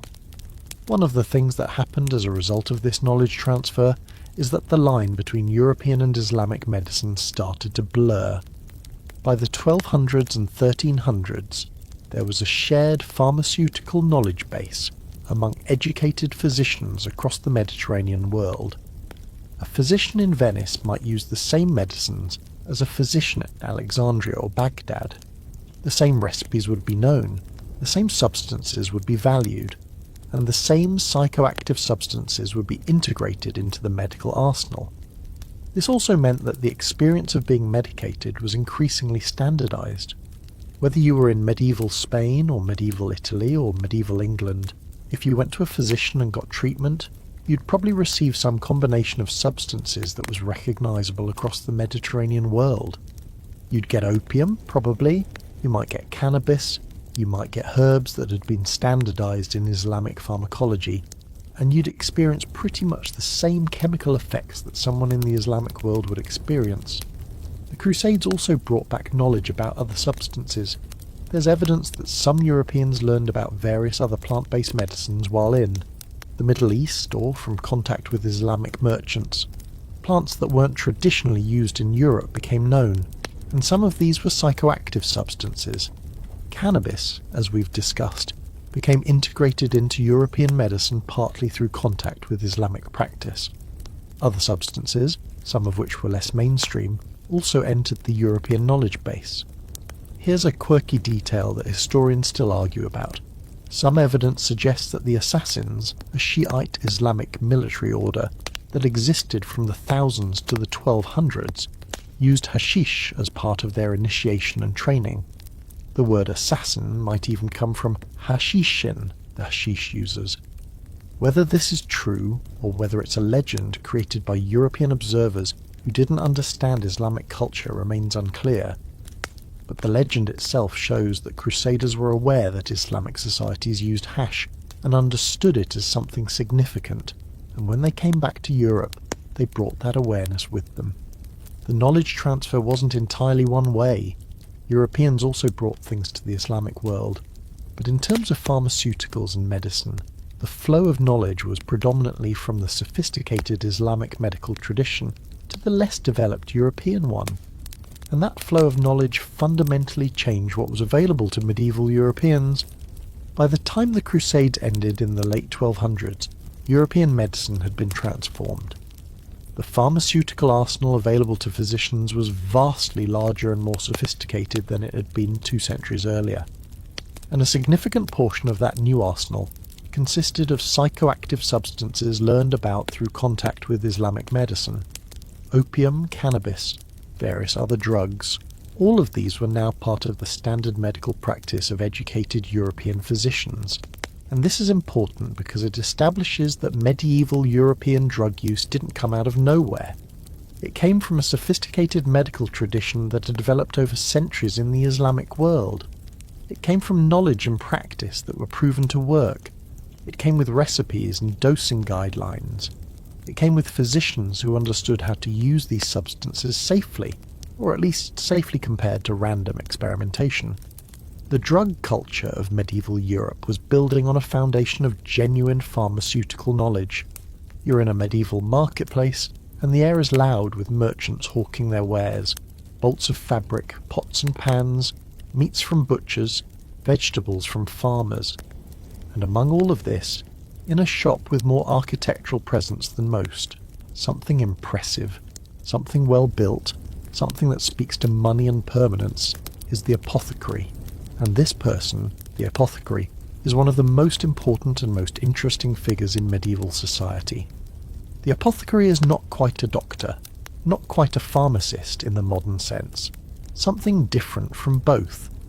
The apothecary is a chemist, a merchant, an expert in plants and drugs, a seller of medicines, sometimes an advisor on medical issues, and they occupy a strange social position. They're definitely not nobles, but they're often wealthy. They have specialized knowledge. They have power, in a sense, because they're the ones who have access to the substances that everyone needs, and they're deeply embedded in the gossip and social networks of their communities because they're where people come when they're in trouble, when they're sick, when they're in pain, when they're desperate. An apothecary's shop would have been a remarkable place. On the shelves would be jars and bottles containing dried herbs, powdered minerals, oils, tinctures, preparations. Some of these were clearly medicinal, recognizable herbs like sage or rosemary. Some were more mysterious, rare materials imported from distant places, substances that cost significant money, that were valuable enough to be kept under lock and key. The apothecary would have had knowledge of what was in each container, how to prepare medicines from the contents, how to dose them, and this knowledge was power. Apothecaries also occupied an interesting legal position. In some cases they were strictly regulated. Certain medicines required certain certifications, certain preparations were monitored. In other cases they operated in a legal grey area. They could sell substances that technically maybe should have been restricted, or they operated in jurisdictions where the regulatory framework was loose. This meant that apothecaries became a source not just for legitimate medicinal substances, but also for substances that were being used outside of strictly medicinal contexts. One of the things that's fascinating about apothecaries is that they were positioned between expertise and commercialism. They had real pharmaceutical knowledge. They understood which plants had which properties. They understood preparation methods. They understood that dosing mattered, but they were also trying to make a living, and that meant they had to satisfy their customers. If someone came in and wanted opium, they'd sell opium.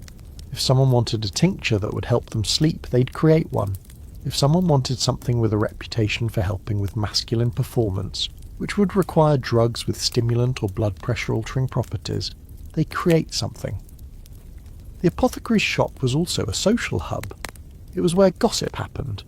It was where women came to get medicines for contraception or to induce abortion.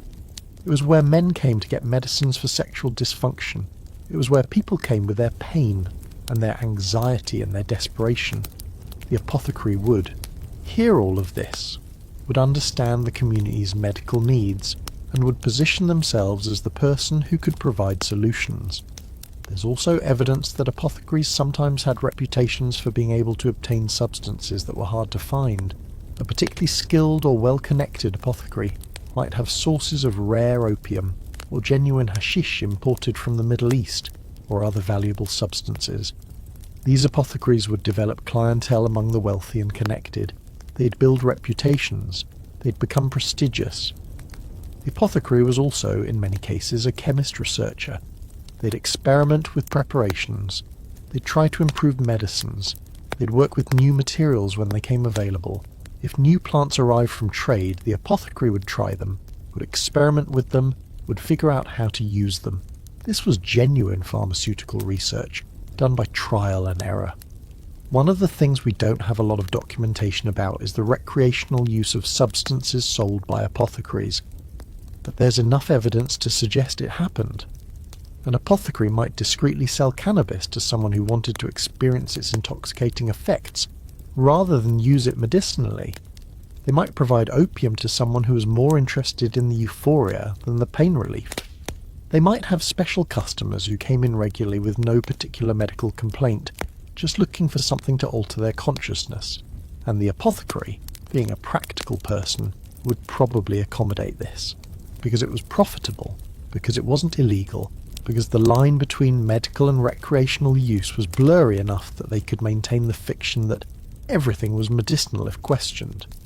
Apothecaries also became wealthy enough to have significant social status. In some medieval cities, apothecaries were represented in city government. They had guilds that set standards and controlled membership. They could train apprentices. They had shops that were valuable properties in premium locations. The successful apothecary was relatively comfortable, relatively respected. This was not poverty. This was actually a pretty good position to occupy in medieval society. There's a weird way in which apothecaries were somewhat parasitic on human suffering. They profited from pain, from anxiety, from fear. But they also provided genuine services. They created medicines that worked. They provided alternatives to dangerous surgery or bloodletting.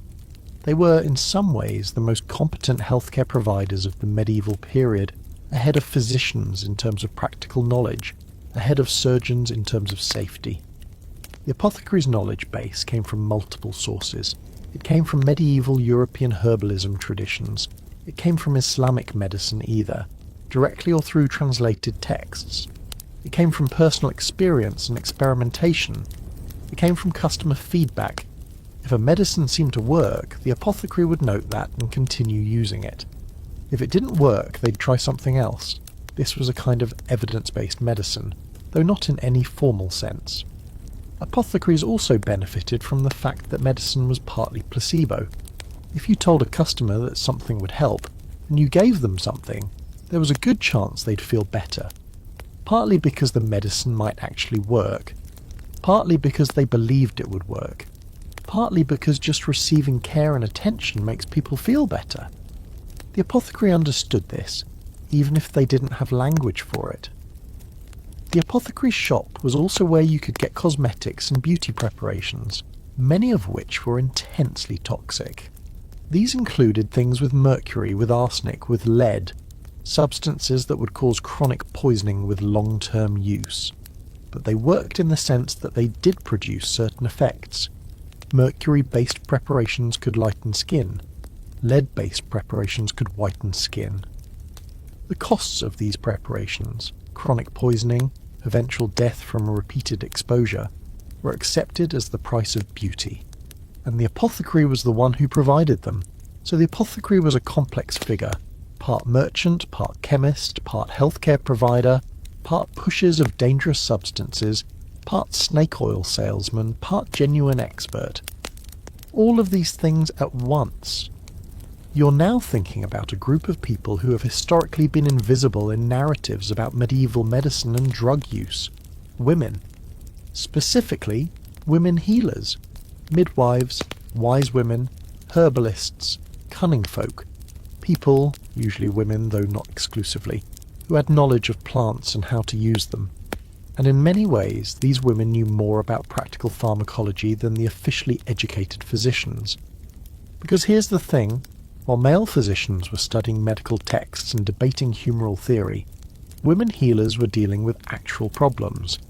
They were helping women give birth.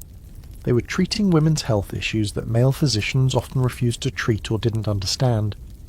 They were creating medicines that worked, and they had access to an understanding of psychoactive substances that often exceeded that of the official medical establishment. Medieval women healers used opium. They used it to help with labour pain during childbirth. They used it to help women sleep during late pregnancy when sleep was difficult. They used it to treat various conditions.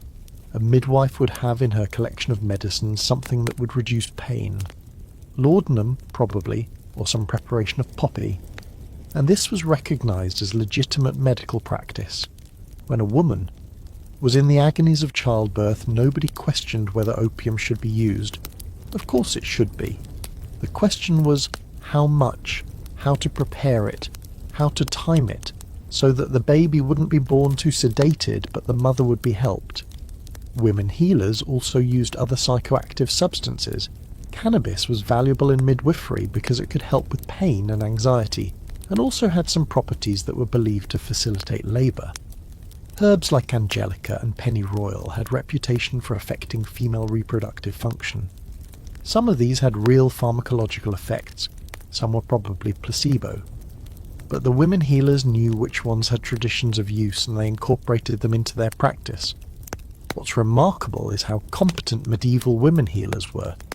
They understood anatomy better than most physicians because they actually dealt with bodies constantly. They understood that dosing mattered. They understood that individual women responded differently to the same medicine. They understood that you had to observe effects and adjust accordingly.